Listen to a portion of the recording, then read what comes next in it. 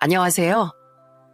저는 제가 제일 존경하고 사랑하는 사람을 함부로 대한 인간과 인연을 끝내버린 40대 초반 남자입니다. 그런 짓을 한 건 바로 제 아내였는데요. 그래놓고선 나중에 또 어찌나 말을 바꾸는지 아마 제 사연을 들으시는 분들도 정말 기가 막히실 겁니다.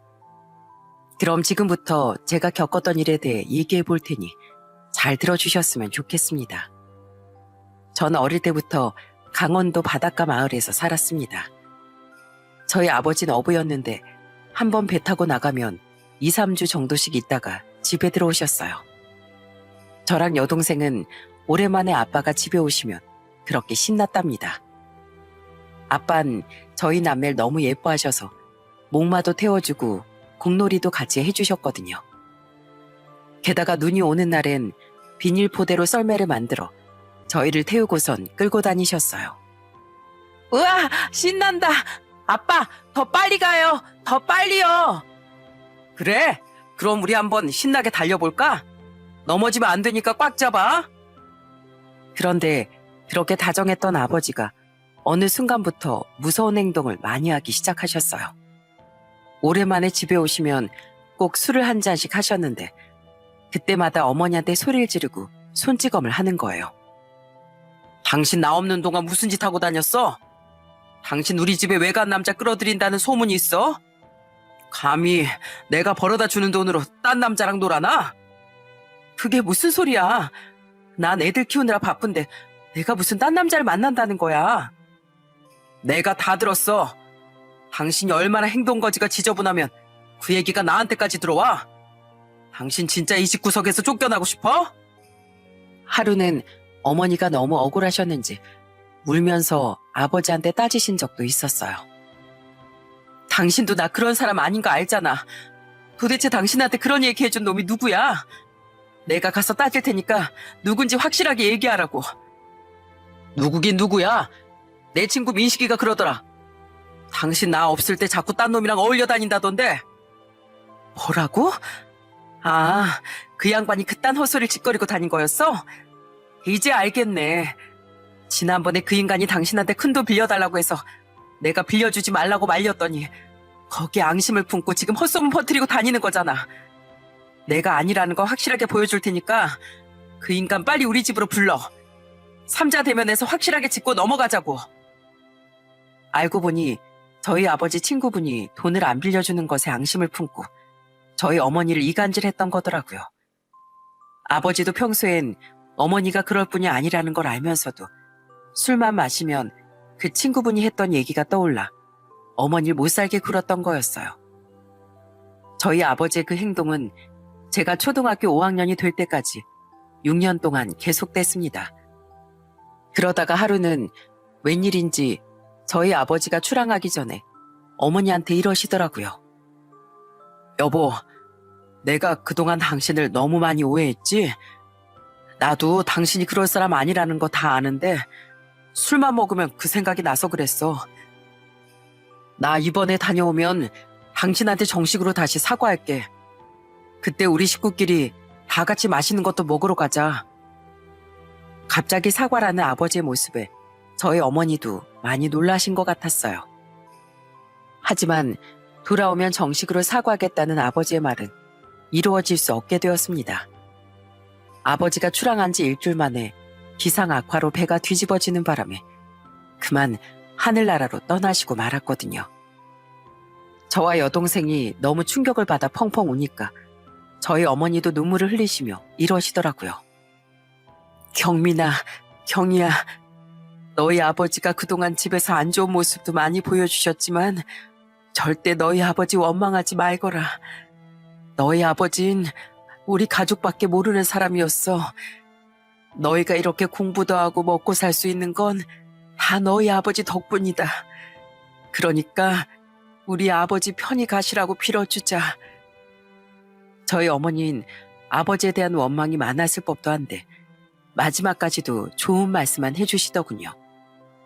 아버지 친구분의 이간질만 없었어도 두 분이 참 사이좋게 지내셨을 텐데 이간질이라는 게 참 무섭구나 하는 생각이 들었습니다. 그렇게 아버지를 잃은 후 저희 어머니는 시장에서 야채를 팔고 허드렛 일을 하면서 저희 남매 키우셨어요. 얼마나 고생을 많이 하시는지 맨날 허리가 아파서 끙끙거리셨어요. 게다가 돈 한 푼 아끼느라 어머님 맨날 똑같은 옷을 꿰매고 또 꿰매서 입으셨습니다. 그 덕분에 저랑 여동생은 대학도 무사히 나올 수 있게 되었어요.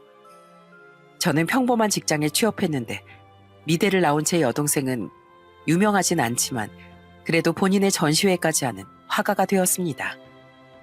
한 번은 여동생의 전시회 때 어머니와 같이 관람을 하러 간 적이 있었어요. 그러다가 어머니가 어떤 그림 앞에 멈춰서선 눈물을 글썽이시더라고요. 그건 바로 제 여동생이 그린 어머니의 초상화였습니다. 아이고, 우리 딸 전시회 하는데 내가 이렇게 작품이 되어서 걸린 걸 보니 정말 영광이구나, 영광이야. 오해로 인해 아버지한테서 험한 말도 많이 들으시고 아버지가 돌아가신 이후엔 자식들을 위해 고생만 하신 저희 어머니의 따뜻한 미소가 그림에 그대로 담겨 있더군요. 저는 그 그림을 보면서 가족을 위해 희생하신 어머니에게 평생 동안 효도를 많이 해야겠다고 생각했습니다. 그렇게 시간이 흘러 저는 30대 중반에 학원 강사로 일하는 아내를 만나 결혼을 하게 되었어요.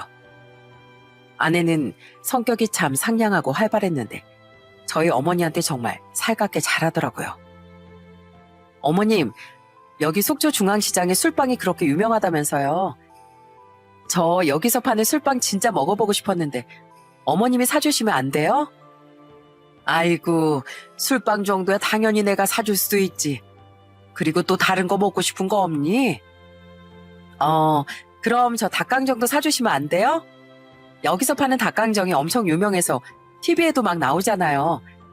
저 오늘 배불러도 다 먹어보고 갈 거예요. 저희 아내는 평소에도 수시로 저희 어머니한테 전화를 하더라고요.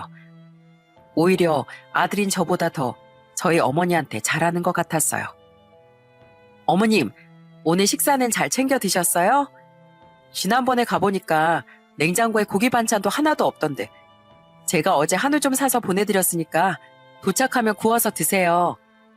원래 사람이 고기를 좀 먹어야 기운이 나는 거예요. 아내는 제 여동생과도 친자매처럼 잘 지내더군요. 제 여동생이 전시회를 할 땐 직접 화분도 보내주고 친구들을 데리고 가서 응원도 해주곤 했어요. 그런데 그렇게 성격 좋은 아내와는 달리 저희 처가 식구들은 엄청 무뚝뚝한 편이었습니다.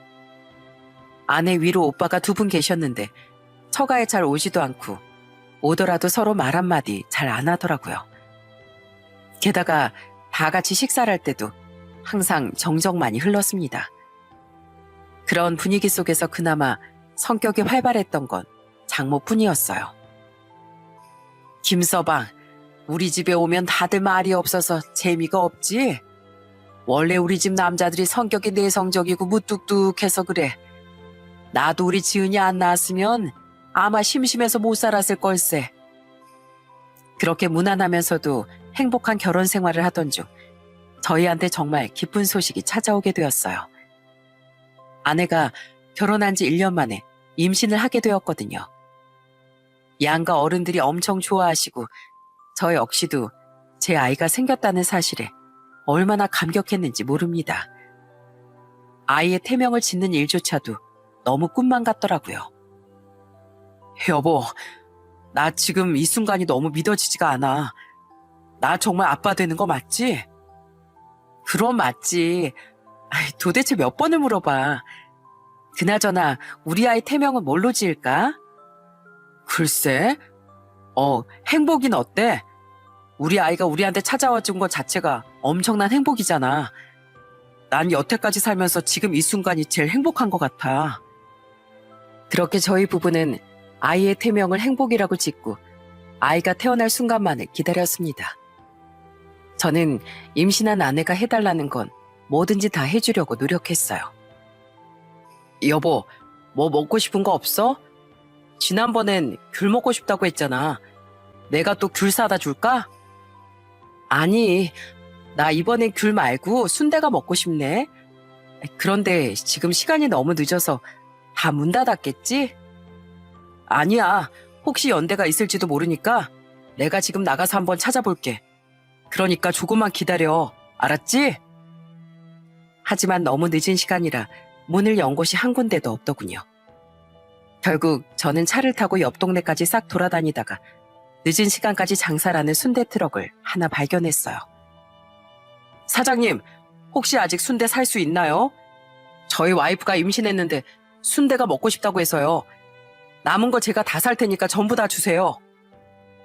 저는 아내와 저희 아이를 위해서라면 뭐든지 할 수 있었습니다. 하지만 아내가 임신한 지 5개월 만에 생각지도 못한 불행이 찾아오고 말았어요. 회사에서 제가 일을 하고 있었는데 갑자기 아내한테서 연락이 온 거예요. 여보, 나 어떡해? 나 아무래도 양수가 터진 것 같아.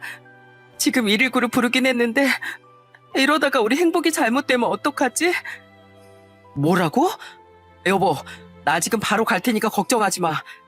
우리 행복이한텐 아무 일도 없을 거야. 하지만 제 말과는 다르게 저희 아이는 조기 양막 파열로 결국 떠나보낼 수밖에 없었어요. 양수가 다 빠져나간 상태에선 태아가 정상적으로 클 수 없다면서 병원에서 태아를 보내주는 게 맞다고 하더라고요. 아내는 그 충격에 거의 실신하고 말았습니다. 여보, 제대로 눈조차 떠보지 못하고 가버린 우리 행복이 어떻게 이대로 보내? 나 행복이 없이 못 살아. 진짜 못 살겠단 말이야. 그런데 유산의 충격이 너무 컸는지 아내는 그때부터 성격이 이상해지기 시작했어요. 이유도 없이 저한테 짜증을 내고 하루 종일 울기만 하는 거예요. 게다가 맨날 집안을 난장판으로 만들어 놓더라고요. 게다가 그 모습이 안타까워 챙겨주려고 했던 저희 어머니한테도 함부로 하더군요. 며느라, 많이 힘들지? 이럴 때일수록 든든하게 잘 먹어야 되는 거야. 오늘 내가 뜨끈하게 죽 좀 끓여주고 갈 테니까 일어나서 이거라도 좀 먹어봐라. 어머님, 제가 지금 그깟 죽이 넘어가게 생겼어요? 저 다 필요 없으니까 얼른 가세요. 가시라고요. 여보, 우리 어머니한테 왜 그래? 우리 어머니가 당신 걱정돼서 찾아오신 건데 꼭 그렇게 해야겠어? 제가 그렇게 말하자 아내는 미친 사람처럼 소리를 지르며 마구 날뛰더군요. 당신은 내 심정 이해 못해. 난 우리 행복이 뱃속에서 5달 동안 품고 있던 사람이야. 우리 행복이가 내 뱃속에서 꼼지락거리는 태동도 분명히 느꼈단 말이야. 그런데 행복이를 그렇게 떠나보내놓고 제정신이면 그게 더 이상한 거 아니야? 당신도 행복이 아빠면서 어떻게 그렇게 내 마음을 몰라? 나 지금 하루하루가 살기 싫을 정도로 힘들단 말이야. 저도 아내의 심정을 모르는 건 아니었지만 저희 어머니한테까지 함부로 하니까 너무 속상하더라고요. 하지만 저희 어머니는 아내가 얼마나 힘들면 그러겠냐며 충분히 이해한다고 하시더군요. 그러던 중 제 여동생이 오래 만났던 남자와 결혼을 하게 되었습니다. 아내는 기분이 우울하다며 제 여동생 결혼식에도 안 간다고 하는 거예요. 저는 그래도 가족 결혼식인데 가는 게 맞지 않냐고 했는데 저희 어머니가 절 말리면서 이러시더군요. 아직도 마음이 많이 힘들 텐데 아무리 가족이어도 그런 축하해주는 자리에 쉽게 갈 수가 있겠니? 괜히 힘든 애 더 힘들게 하지 말고 우리가 그냥 이해해주자. 그래도 어느 정도 시간이 지나니 아내가 조금씩 안정을 되찾더라고요. 결국 아내는 예전처럼 다시 학원 강사 일을 시작하게 되었습니다. 하지만 한번 변해버린 아내의 성격은 그대로 굳어지고 말았어요. 예전처럼 갑자기 울고불고 하진 않았지만 저한테 이유 없이 짜증을 내고 쌀쌀맞게 구는 건 그대로였습니다. 여보, 요즘에 너무 대충 먹는 거 아니야?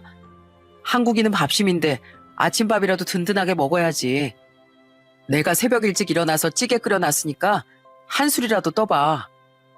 참, 당신이 언제부터 나한테 아침 차려줬다고 이래? 나 먹기 싫어. 괜히 귀찮게 하지 말고 당신 혼자 먹든지 말든지 알아서 해. 저는 아내 마음속에 아직 상처가 많이 남아있어서 그렇다고 생각해 최대한 아내한테 잘해주려고 했어요. 그래서 결혼 전처럼 둘이 오붓하게 시간을 많이 보내면 아내의 마음이 나아질 거라고 생각했습니다. 그런데 아내는 제 노력을 번번이 무시하더라고요. 여보, 우리 오늘은 영화 보러 갈래? 당신이 예전부터 보고 싶다고 기다렸던 영화 있잖아. 그거 이번에 개봉했대. 오랜만에 영화관 가서 팝콘도 먹고 영화도 재밌게 보고 오자. 아이, 영화는 무슨. 나 오늘 친구 만나러 갈 거야. 그렇게 보고 싶으면 당신 혼자 봐. 아휴, 알았어. 아이, 그럼 영화는 다음에 보는 걸로 하고 우리 다음 주 주말에 오랜만에 여행 가는 거 어때? 내가 예쁜 숙소 예약해 놓을 테니까 가서 시원하게 콧바람 좀 쐬고 오자. 아, 진짜. 갑자기 또 무슨 여행 타령이야. 괜히 안 하던 짓 하지 말고 집에서 잠이나 자. 사람 귀찮게 하지 말고. 알았어? 아내는 제가 뭘 하자고 해도 다 싫다고만 하더군요. 마치 모든 의욕을 잃어버린 사람처럼요.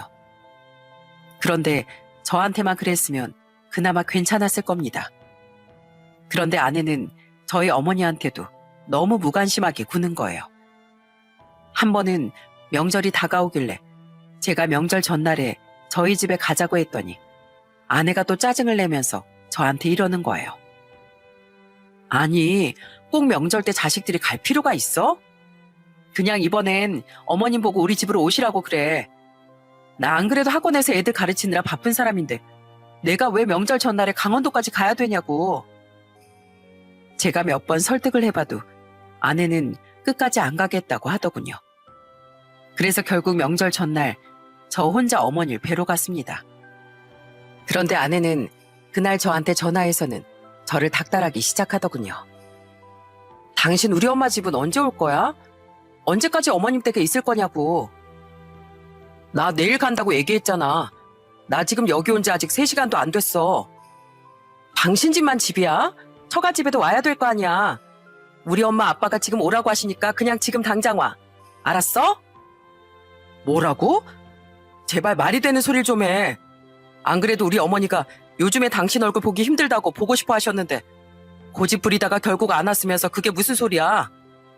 당신이야말로 장인 장모님만 부모고 우리 어머니는 안중에도 없다 이거 아니야? 저는 그날 아내랑 전화로 한참이나 싸웠습니다. 그런데 나중에 전화를 끊고 나니 저희 어머니가 저한테 이러시더라고요. 경민아, 네가 이해 좀 해라. 아무래도 우리 며느리가 아직까지 마음의 상처가 치유되지 않았나 보다. 그러니 시댁보단 친정이 편해서 거기에 가 있는 거겠지. 그래도 네가 남편이니까 옆에서 잘 안아주고 보듬어 주거라. 원래 착한 애니까 옆에서 그렇게 잘 달래주다 보면 언젠간 다시 좋아질 거다. 저희 어머니는 계속 아내 편을 드셨지만 저는 그 상황이 너무 답답하고 화가 났어요.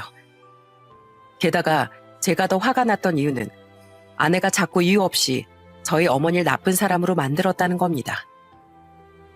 당신 이번에 어머님이 나보고 뭐라고 하셨는 줄 알아? 명절에 안 온 거 괘씸하다고 나보고 당장 당신이랑 이혼하래. 너 같은 며느리 필요 없다고 막말까지 하시는데 내가 그런 어머님을 굳이 챙겨야겠어? 저는 너무 놀라서 저희 어머니한테 전화해 확인을 해봤어요. 그런데 저희 어머니는 절대 그런 적이 없다고 하시더라고요. 제가 생각해도 그럴 뿐이 아니었기 때문에 저는 아내한테 화를 내고 말았습니다. 당신 왜 없는 말을 지어내고 그래? 우리 어머니가 당신한테 그렇게 말씀하신 적 없다잖아. 왜 거짓말까지 하면서 우리 어머니를 나쁜 사람으로 만드냐고. 참나, 그럼 어머님이 그런 적 없다고 하시지 그런 적 있다고 하시겠어? 당신은 어머님 아들이니까 당연히 어머님 편이겠지. 이것 봐, 내 말을 하나도 안 믿고 어머니 말만 믿고 있는 거잖아. 그러던 와중에 제 여동생이 아들을 하나 낳게 되었어요. 저는 조카가 생긴 게 너무 기뻐서 아내 보고 같이 조카를 보러 가자고 했는데 아내는 또 투덜거리면서 안 간다고 하더군요. 그러더니 나중엔 또 저한테 저희 어머니 욕을 하는 거예요. 나 진짜 어머니 때문에 너무 기분 나빠. 아니, 나보고 애도 못 낳는 능력 없는 며느리라잖아. 내가 뭐 우리 행복이 떠나보내고 싶어서 떠나보냈나? 나도 가슴 아파 죽겠는데 왜 나한테만 뭐라고 하시냐고. 이번에도 저희 어머니는 그런 적 없다고 하시고 아내는 자기 말이 맞다고 하고 정말 머리가 터지는 줄 알았습니다. 변해버린 아내 때문에 정말 하루도 조용할 날이 없었어요. 하지만 아내가 유산한 지 3년이 되었을 때 드디어 저희 부부한테 다시 희망이 찾아왔습니다. 아내가 또다시 임신을 하게 된 거예요. 저희 어머니는 아내가 애를 낳으면 다시 안정을 찾고 예전의 성격으로 돌아올 거라고 엄청 좋아하시더라고요. 물론 저희 억시도 얼마나 기뻤는지 모릅니다. 여보, 먹고 싶은 거나 필요한 거 있으면 뭐든지 다 얘기해. 그리고 집안일도 내가 다 할 테니까 가만히 누워서 편하게 쉬어. 그래야 뱃속에는 우리 아이가 건강하게 태어나지. 전 이번엔 아이가 건강하게 태어나길 바라며 어찌나 아내한테 지극정성으로 했는지 모릅니다. 아내는 역시 저희 어머니한테 함부로 했지만 저희 어머니는 아내가 또 유산을 할까봐 싫은 소리도 한마디도 안 하셨어요. 그런데 이게 무슨 운명의 장난일까요? 아내 임신이라는 기쁜 소식이 생긴 지 한 달 만에 저희 집안에 청천벽력 같은 일이 일어나고 말았습니다. 어느 날 여동생이 저한테 전화해선 펑펑 울면서 이러는 거예요. 오빠, 우리 엄마 어떡해? 엄마 이번에 몸이 너무 안 좋아서 병원에 갔는데 대장암 3기시래. 엄마가 오빠한테는 아직 얘기 안 했다며? 나 진짜 너무 속상해 죽겠어. 우리 엄마 평생 고생만 하면서 사셨는데 도대체 이게 무슨 일이냐고. 어머니가 대장암에 걸렸다는 소식에 저 역시도 하늘이 무너지는 듯한 충격을 받았습니다. 암이라는 게 흔하다곤 하지만 저희 어머니가 암에 걸리실 줄은 꿈에도 몰랐거든요. 그 후 저는 병원을 왔다 갔다 하면서 어머니를 자주 뵈러 갔어요. 그래도 다행히 근처에 사는 제 여동생이 어머니 간병인을 자처했습니다. 그런데 그 와중에도 제 아내는 임신 중 조심해야 된다는 핑계로 한 번도 어머니의 병문안을 가지 않더라고요. 그래서 저는 많은 고민 끝에 아내한테 이런 얘기를 했습니다. 여보, 우리 어머니가 당신 보고 싶다고 하는데 당신도 임신 중이라 멀리까지 왔다 갔다 하기 힘들잖아. 그래서 말인데 가끔씩 어머니 보고 우리 집에 와서 지내시라고 남는 방을 어머니 방으로 좀 꾸며드리면 어떨까? 그게 무슨 소리야? 그 방은 나중에 우리 애 태어나면 장난감 방으로 써야 되는데 그 방을 어떻게 어머님을 들여? 난 절대 안 되니까 그런 줄 알아. 아내가 너무 극구 반대하는 바람에 어머니를 한 번도 저희 집에 모실 수가 없었어요. 그런데 저희 어머니는 눈치가 워낙 빠른 분이시라 하루는 저한테 이런 말씀을 하시더라고요. 경민아, 우리 며느리가 나오는 거 싫다고 하니? 난 우리 며느리가 내 딸 같아서 너무 좋았는데 아무래도 걔나 아니었나 보구나.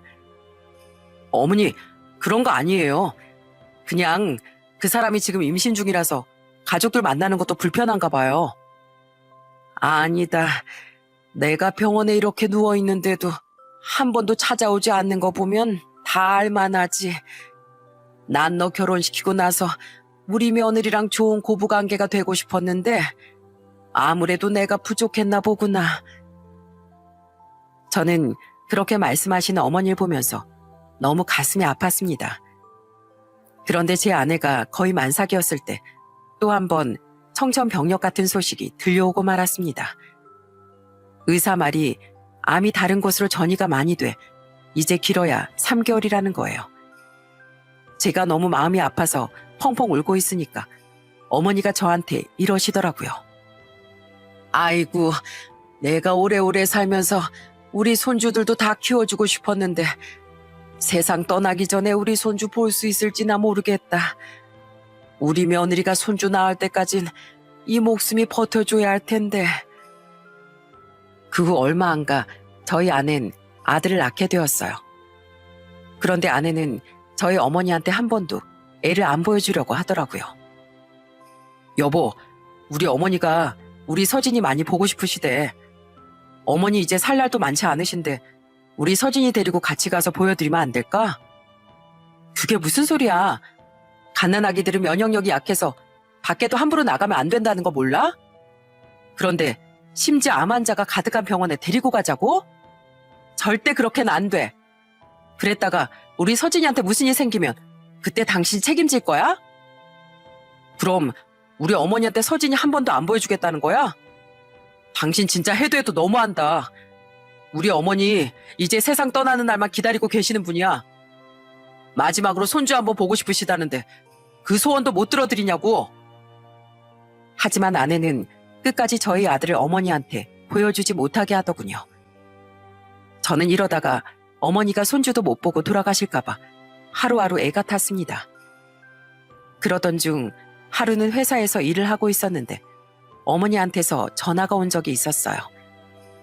손주가 너무 보고 싶다면서 오늘 여동생과 같이 저희 집으로 오시겠다고 하더군요. 그래서 저는 바로 아내한테 전화를 걸어서 어머니가 오실 거라고 얘기를 했습니다.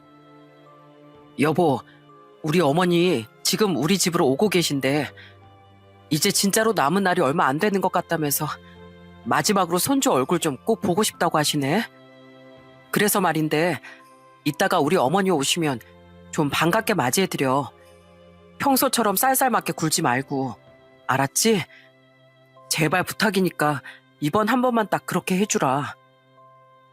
저는 아내한테 신신당부를 했습니다. 그러자 아내는 별 대답도 없이 전화를 끊어버리더군요. 그래도 저는 말기암 환자인 저희 어머니한테 아내가 심하게 할 거라고 생각하진 않았어요. 그런데 그건 순전히 제 착각이었습니다. 몇 시간 후 여동생이 저한테 전화를 해서는 엄청 화를 내는 거예요. 오빠, 여태까지 저런 여자랑 살고 있었어? 어떻게 새언니란 인간이 우리 엄마한테 이럴 수가 있냐고. 제가 너무 놀라서 무슨 일이냐고 물어보니까 여동생이 방금 있었던 일을 얘기해 주더군요. 그런데 세상에 여동생이 어머니를 휠체어에 태워 저희 집에 모시고 갔더니 아내가 저희 어머니를 운전 박대했다는 거예요. 새언니, 저예요. 저 엄마랑 같이 왔어요. 문 좀 열어주시겠어요? 제 여동생이 그렇게 말하자 아내는 현관문을 한 뼘만 열고선 갑자기 짜증을 냈다고 하더군요. 아, 진짜 어머님, 눈치가 없어도 너무 없으신 거 아니에요? 제가 어머님 보기 싫다고 하잖아요. 싫다는데 왜 집까지 찾아와서 귀찮게 하세요? 우리 서진이 태어난 지 얼마 되지도 않았는데 괜히 어머님 때문에 부정 타면 책임지실 거예요? 저 서진이 잘못되는 거 원치 않으니까 당장 돌아가세요. 돌아가시라고요. 새언니, 지금 뭐 하시는 거예요? 우리 엄마가 손주 보고 싶어서 지금 아픈 몸을 이끌고 여기까지 찾아왔는데 어떻게 그런 심한 말을 할 수가 있어요? 우리 엄마 서진이 할머니이자 새언니의 시어머니잖아요. 그래서 뭐 어쩌라고요? 이런 걸 보기 싫으면 찾아오지 말던가요. 그냥 왔던 게 그대로 되돌아서 다시 병원으로 가세요. 아시겠어요? 뭐라고요? 새언니, 지금 미쳤어요? 애 낳더니 정신머리까지 어디다 빼먹고 온 거예요? 제 여동생이 그렇게 소리를 지르자 어머니가 여동생을 말리며 이러셨다더군요. 경이야, 그만하고 가자. 싫다는데 어떡하겠니? 내가 아무래도 못 올 때 왔나 보구나. 결국 저희 어머니는 눈물을 흘리면서 병원으로 다시 돌아가셨다고 하더군요. 저는 그 얘기를 듣고 너무 화가 나서 도저히 가만히 있을 수가 없었어요. 그래서 회사에 반차를 내고 집으로 바로 달려갔습니다. 그런데 세상에 집에 도착해보니 아내가 장모님이랑 같이 히덕거리면서 놀고 있는 거예요. 아이고, 우리 예쁜 손주. 어쩜 이리 눈이 똘망똘망할까. 아주 우리 딸 어릴 때 모습을 똑 닮았네. 저는 그걸 보고 너무 화가 나서 아내한테 버럭 소리를 질렀습니다. 당신 지금 뭐 하는 짓이야? 우리 어머니 집안에도 못 들어오게 내쫓아놓고 장모님이랑 뭐 하고 있는 거냐고. 아, 진짜? 아, 왜 갑자기 집에 와선 소리를 지르고 난리야? 내가 내 아들 보여주기 싫다는데 뭐 잘못됐어? 뭐라고? 당신 진짜 사람도 아니구나. 우리 어머니 이제 며칠 더 사실지 모르는 분이야. 아무리 우리 아들을 보여주기 싫어도 그렇지 아픈 분한테 소원 한 번 못 들어드려? 당신 진짜 언제까지 그런 식으로 할 거냐고. 그런데 그때였어요. 옆에 있던 장모가 오히려 저한테 버럭 화를 내는 거예요. 자네 어디서 지금 큰 소린가? 솔직히 말해서 우리 딸이 뭐 못할 짓 했나? 안사돈 때문에 우리 딸 유산될 뻔한 거 겨우 막았더니 또 부정 타면 자네가 그때 책임질 거냐고? 그게 무슨 소리예요? 저희 어머니 때문에 이 사람이 유산할 뻔했다뇨? 그런데 저는 이어지는 장모의 말을 듣고 정말 기절초풍하는 줄 알았습니다. 세상에 제 아내가 유산한 걸 저희 어머니 탓으로 돌리고 있더라고요. 자네가 모르는 것 같아서 얘기해 주는 건데 우리 딸 유산했을 때 내가 용한 점집에 가서 점을 보고 왔네. 그런데 그 무당 말이 돌아가신 자네 아버지 때문에 부정 타서 우리 딸이 유산한 거라지 뭔가. 자네 아버지 뱃일 하시다가 사고로 억울하게 돌아가셨다며? 그것도 다 애군이 껴서 그런 건데 그게 자네 어머니한테까지 영향을 끼치고 있을 게 분명하니까 만나면 절대 안 된다던데. 그래서 내가 우리 딸 또 유산할까 봐 자네 어머니랑 절대 만나지 못하게 했네. 그런데 내가 기껏 우리 손주 건강하게 태어나게 도와줬더니만 이제 와서 왜 자네가 큰 소리를 치고 난린가? 뭐라고요? 지금 그럼 그 무당 때문에 이랬다는 거예요? 그까지 미신 때문에 여태까지 이 사람이 저희 어머니한테 함부로 하고 손주도 안 보여준 거냐고요? 그까지 미신이라니? 자네 그 무당이 얼마나 용한 줄 알아? 그 무당한테 점 보려고 전국에서 사람들이 와서 줄 서고 기다리고 있어. 그래서 그 무당 말대로 했더니 우리 딸이 건강하게 출산했잖아. 만약에 그 무당 말 안 듣고 자네 어머니랑 만났다가 또 유산했으면 어쩔 뻔했어? 저는 그 얘기를 듣고 너무 기가 막히더군요. 그 무당 말 하나 때문에 여태까지 우리 어머니한테 그렇게 행동했다는 걸 도저히 납득할 수가 없었어요. 그래서 저는 처음으로 이혼을 다짐하고 이렇게 소리쳤습니다. 아, 그래요? 저희 아버지 때문에 어머니가 영향을 받았으면 저도 아버지 아들이니까 똑같이 영향을 받았겠네요. 그럼 저 때문에 저희 아들 부정 타면 안 되니까 저도 이 사람과 같이 살면 안 되는 거 맞죠? 그게 또 무슨 소리야? 무당이 자넨 괜찮다고 했어. 그래, 당신은 괜찮다니까? 그냥 어머님하고만 안 보고 지내면 돼. 헛소리 하지 마. 정말로 우리 아버지가 사고로 돌아가신 것 때문에 그런 거였으면 아버지 피를 물려받은 나한테도 똑같이 안 좋은 기운이 서려 있는 게 맞겠지. 당신 솔직히 말해서 장모님이 하시는 무당 얘기 듣고 옳다구나 했지? 우리 어머니한테 잘해드리는 거 싫고 만나는 거 싫으니까 그 말 듣고 더 함부로 행동한 거잖아. 아니야. 우리 엄마가 그 무당 진짜 용한 사람이라고 했단 말이야. 괜히 무당 말 안 들었다가 또 유산할까 봐 무서워서 그랬어. 거짓말 하지 마. 당신이 유산하고 나서 맨날 힘들어하고 짜증만 부릴 때 그걸 다 감싸준 게 우리 어머니였어. 그런데 당신은 무당 말만 듣고 그딴 식으로 행동을 해? 그렇게 무당 말이 100번 오르면 앞으로도 그렇게 살아. 난 당신처럼 미신이나 믿는 사람하고는 같이 살기 싫으니까. 알았어? 그게 무슨 소리야? 당신은 진짜 괜찮다고 했다니까? 설마 이대로 나가서 나랑 이혼이라도 하겠다는 거야? 그래, 이혼해. 그 무당이 그딴 식으로 살면 이혼 당할 거라는 걸 예언 안 하디? 이것만 봐도 그 무당이 돌팔인 거 따가야겠네. 나 너랑 이혼할 거니까 그런 줄 알아. 그러니까 앞으로 네 마음대로 살아보라고. 알았어? 저는 그렇게 말하고선 집을 나와버렸어요. 그리고 바로 병원으로 달려가 어머니에게 눈물로 사과를 했습니다. 어머니, 죄송해요. 제가 그딴 여자랑 결혼하는 바람에 이런 수모까지 겪게 되시고 제가 정말 어머니 아들로서 고개를 들 수가 없어요. 아니다. 네가 뭔 잘못이 있겠니? 내가 그 애를 너무 좋게 보고 믿었던 게 잘못이지. 그런데 그때 아직까지 화나서 씩씩거리고 있던 제 여동생이 저한테 어머니 휴대폰을 건네주더군요. 오빠, 일단 이것부터 좀 봐. 그동안 그 인간이 우리 엄마한테 무슨 문자를 보냈는지 한번 오빠 눈으로 똑똑히 확인해보라고. 저는 그 말에 처음으로 어머니 휴대폰에 있는 문자 내역을 보게 되었어요. 아주 오래전 것부터 다 저장이 되어 있었는데 어머니가 아내를 걱정하는 문자를 많이 보내셨더라고요. 며느라, 갑자기 유산을 하게 돼서 너무 힘들지? 나도 우리 손주가 그렇게 되는 바람에 마음이 정말 많이 아프단다. 할미 나도 이렇게나 힘든데 엄마인 넌 얼마나 가슴이 찢어지겠니? 그런데 제 아내는 그 문자의 답장으로 신경 끄세요 라고 딱 5글자만 보냈더군요. 게다가 그 이후에도 비슷한 식으로 문자가 오갔습니다. 며느라, 이번 명절엔 오면 안 되겠니? 예전엔 너랑 같이 시장도 다니고 즐겁게 보냈었는데 요즘엔 통 얼굴 보기가 힘드니까 너무 보고 싶구나. 오면 맛있는 거 많이 해줄 테니까 마음 편하게 오거라. 싫어요. 앞으로 볼 일 없을 거니까 그런 줄 아세요. 심지어 저희 아내가 출산했을 때도 어머니가 고생했다고 문자를 보냈었는데 거기에도 손주 볼 생각 절대 하지 마세요 라고 답장을 보냈더군요. 저희 어머니는 여태까지 아내한테 그 굴욕을 다 당하면서도 저한테 말 한마디 안 하셨던 거예요.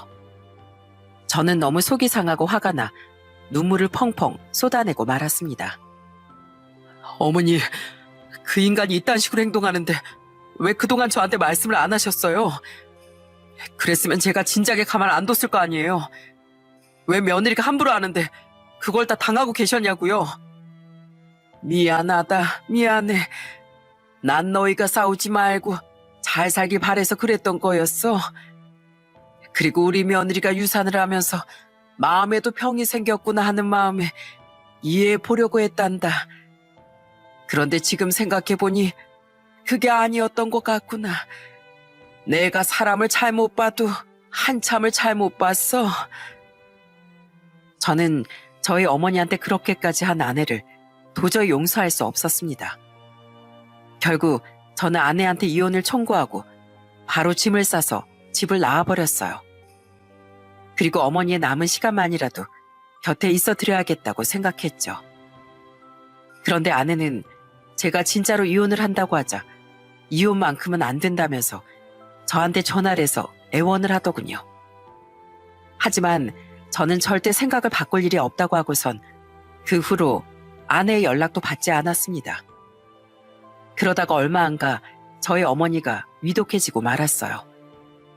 어머니는 제 손을 꼭 잡고선 담담한 목소리로 이러시더군요. 경민아, 엄만 이제 네 아버지 곁에 가는 거니까 너무 슬퍼하지 마렴. 이제야 네 아버지랑 다시 만날 수 있게 돼서 그래도 기쁘단다. 어머니, 그게 무슨 말씀이세요? 아버지 곁에 가시는 것보단 제 곁에 있어 주시면 안 돼요? 제발 부탁이니까 이렇게 떠나지 말아주세요. 네? 하지만 저희 어머니는 결국 아내한테 문전박대를 당한 지 2주 만에 세상을 떠나시고 말았습니다. 장례식장에서 저랑 여동생이 얼마나 울었는지 몰라요. 오빠, 우리 엄마 한평생 고생만 하고 착하게만 사셨잖아. 그런데 왜 우리 엄마가 이렇게 아프다가 떠나야만 되는 거야? 나 진짜 너무 억울해. 우리 엄마 이렇게는 못 보내겠단 말이야. 그런데 정말 웃겼던 건 저희 어머니가 투병 생활을 할 때도 한 번도 찾아오지 않던 아내가 장인 장모님과 함께 장례식장에 찾아왔다는 겁니다. 저는 아내를 보자마자 도저히 참을 수가 없어 성큼성큼 다가가 화를 냈어요. 야, 네가 뭔데 여길 찾아와? 당장 안 나가? 아, 진짜 왜 그래? 어머님 돌아가셨는데 당연히 며느리 내가 찾아와야지. 웃기는 소리 하지 마. 우리 어머니 살아생전엔 그렇게 며느리가 보고 싶다고 하시는데도 한 번도 안 찾아오더니 이제 와서 돌아가시고 나니까 며느리 행세하겠다고? 아니 여보, 나도 어쩔 수 없었던 거 알잖아. 우리 서진이 잘못될까 봐 그랬던 거지. 내가 뭐 어머니한테 아무 이유도 없이 그랬는 줄 알아? 그래, 그러니까 평생 그 미신이나 믿으면서 살라고. 난 너처럼 미신에만 빠져가지고 가족한테 함부로 하는 사람하곤 절대 못 살아. 너 우리 어머니 때문에 부정 탄다고 했지? 아니, 네가 여기 있는 것 때문에 우리 어머니 장례식이 지금 부정 타고 있어. 알아? 그런데 그때 옆에 있던 장모가 저한테 한 소리 하더군요. 자네, 그래도 우리가 먼 길 와줬는데 너무한 거 아닌가? 사람 성일 무시해도 이렇게 무시할 수가 있냐고? 누가 여기 오시라고 그랬어요? 장모님도 여기 올 자격 없으세요. 그러니까 여기서 얼른 나가세요. 우리 어머니한테 부정 끼치지 말고 당장 나가시라고요. 그런데 그때였어요. 아내랑 장인 장모가 끝까지 장례식장에서 나가지 않으니까 제 여동생이 달려와 아내의 머리채를 잡고 밖으로 끌고 가더군요. 야, 네가 뭔데 감히 우리 엄마 장례식장에 찾아와? 난 네가 여태까지 우리 엄마한테 함부로 하는 거 알고 있었지만 그래도 내 새언니라서 참아보려고 했어. 그런데 넌 우리 엄마한테 문자로도 아주 사랑 같지 않은 짓을 했더라? 난 너 같은 거 절대 가만 못 둬. 그러니까 우리 엄마 장례식장에 발들일 생각하지 말고 당장 꺼져. 아, 이거 놔. 왜 머리 잡아당기고 난리야? 아, 아파 죽겠단 말이야. 그래요. 이거 좀 나아요. 왜 우리 딸 머리를 잡아당기고 난리예요? 이거 아주 집구석이 되먹지 못한 집구석이네. 참나, 그건 제가 할 소리거든요. 딸 자식 머리 잡아당기는 게 기분 나쁘면 경찰에 신고라도 하던가요. 신고해도 눈 하나 깜빡 안 할 거니까 마음대로 하세요. 하지만 결국 아무도 경찰에 신고하지 못하고 아내랑 장인 장모는 도망을 가버리고 말았습니다. 제 여동생도 참다 폭발해 그렇게까지 한 것 같은데 전 오히려 여동생이 그렇게 하니까 마음이 너무 시원하더라고요. 그 후 슬픔 속에 어머니의 장례식을 마치고 전 아내와 이혼을 하게 되었습니다.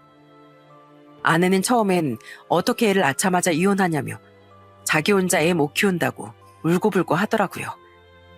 하지만 저는 더 이상 그런 인간과 살 수 없어서 끝내 이혼을 하게 되었어요. 그리고 그때부터 전 열심히 일만 하며 살았습니다.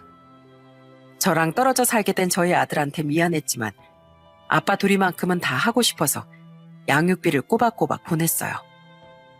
그런데 제가 계속 그렇게 지냈다면 사연을 보내지도 않았을 겁니다. 이혼한 지 1년 반쯤 지났을 때 전처가 저한테 찾아와서는 말도 안 되는 소리를 하더라고요. 나 혼자 애 키우는 거 너무 힘들어. 왜 이혼하면 꼭 여자가 이런 고생을 해야 돼? 나도 내 인생 찾고 싶단 말이야. 그러니까 앞으로는 당신이 우리 서진이 좀 봐. 알았어? 임신했을 때부터 무당말까지 믿으면서 그 난리를 쳤으면서 이제 와서 애 보기 힘드니까 나보고 키우라고? 너라는 인간 아주 엄마 자격까지 없는 인간이었구나. 그래, 그럼 앞으로 서진이 내가 키울 테니까 그런 줄 알아. 아, 그리고 양육비 같은 건 보낼 필요 없어. 대신 앞으로 우리 서진이 앞에 나타날 생각하지 마. 그 조건 받아들인다면 내가 서진이 키울 테니까. 정말이야? 진짜 양육비는 안 보내도 된다는 거지? 그럼 나야 땡큐지. 알았어.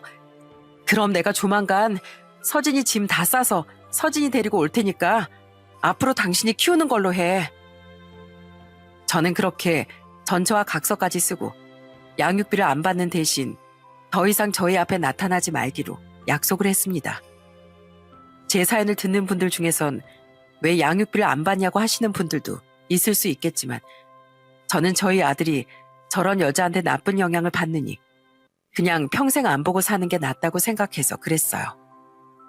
양육비를 받으면 어찌됐든 가끔이라도 보고 지내야 되니까요. 그런데 문제는 회사를 다니던 제가 어린 아들을 혼자 키우기가 너무 힘들었다는 겁니다. 그런데 그때 제 여동생이 저한테 따뜻한 손길을 내밀어 주더군요. 오빠, 서진이는 앞으로 내가 키워줄 테니까 너무 걱정하지 말고 오빠는 그냥 일에만 전념해. 뭐라고? 우리 서진이를 네가 키워주겠다고? 아휴, 내가 너한테 어떻게 그런 고생을 시켜. 어차피 우리 현우 키우는 김에 서진이까지 키우는 거지 뭐. 안 그래도 요즘에 우리 현우가 동생 낳아달라고 졸랐었는데 서진이랑 같이 지내면 현우도 좋아할걸? 그리고 오빤 회사도 다녀야 되는데 오빠 혼자서 서진이를 어떻게 키워. 키우더라도 오빠보단 내가 키우는 게 훨 낫겠지. 그러니까 오빤 서진이 좀 크면 그때 데리고 가. 오빠 혼자서 절대 못 키운다니까. 저는 너무나도 고마운 제 여동생 덕분에 아들을 여동생한테 맡기고 열심히 일을 할 수 있게 되었어요. 엄마 없이 자랄 아들이 걱정되었는데 여동생이 자기가 엄마 역할까지 다 해주겠다고 해서 얼마나 고마웠는지 모릅니다. 그리고 이 모든 상황을 이해해준 저희 매제한테도 평생 은혜를 갚으며 살 생각입니다. 그래서 저는 시간이 될 때마다 선물을 사들고 여동생 집에도 찾아가고 양육비 명목으로 넉넉하게 챙겨주고 있어요. 다행히 저희 아들이 여동생네 집에서 잘 지내더라고요. 그런데 이렇게 평화롭게 지내던 중 전철하는 사람이 또 저한테 전화를 해서는 헛소리를 하더군요. 무슨 태도를 손바닥 뒤집듯이 이렇게 자주 바꾸는지 울먹거리면서 저한테 이러는 겁니다. 여보, 나 우리 서진이 좀 보여주면 안 돼? 요즘에 자꾸 우리 서진이가 꿈속에 나온단 말이야. 그래도 내가 엄마인데 아예 안 보여주는 거 너무하잖아. 야, 낳기만 하면 다 엄만 줄 알아? 너 우리 서진이 키우기 힘들다고 해서 아예 안 나타나는 조건으로 나한테 서진이 보낸 거 기억 안 나? 양육비 안 줘도 된다고 하니까 좋다고 신나서 가버린 사람이 바로 너잖아. 그래놓고 이제 와서 서진이가 보고 싶으니까 보여달라 이거야? 그땐 내가 이 정도로 우리 서진이 사랑하는지 몰랐단 말이야. 직접 보여주는 게 싫으면 영상통화라도 하게 해주라. 나 진짜 서진이가 너무 보고 싶단 말이야. 말도 안 되는 소리 좀 작작해. 그러게 있을 때 잘하지 그랬어. 난 이미 그 문제로 너랑 얘기 다 끝났고 각서까지 썼으니까 절대로 우리 서진이 보여줄 생각 없어. 그러니까 넌 서진이 볼 생각 추워도 하지 말고 평생 반성이나 하면서 살아. 알았어? 여보. 그 후 저는 더 이상 전처의 연락을 받기 싫어서 전화번호를 아예 바꿔버렸습니다. 앞으로도 엄마 자격도 없는 그런 여자한테 저희 아들을 보여줄 생각은 절대 없어요. 그렇게 미신만 믿고 가족한테 함부로 하며 이간질까지 하는 인간을 저희 아들의 엄마로 인정할 수 없거든요. 그 후 저는 돌아가신 어머니 아버지께 마음속으로 맹세를 했답니다. 어머니, 아버지, 저 우리 서진이 정말 잘 키울 거예요. 서진이한테 훌륭한 아빠가 될 거라고 약속은 못하겠지만 적어도 부끄럽지 않은 아빠가 되도록 노력하려고요. 어머니, 아버지, 하늘나라에서 저희 계속 지켜봐 주실 거죠? 그곳에선 두 분이서 싸우지 마시고 행복하게 지내셨으면 좋겠어요. 어머니, 아버지, 정말 사랑하고 존경합니다.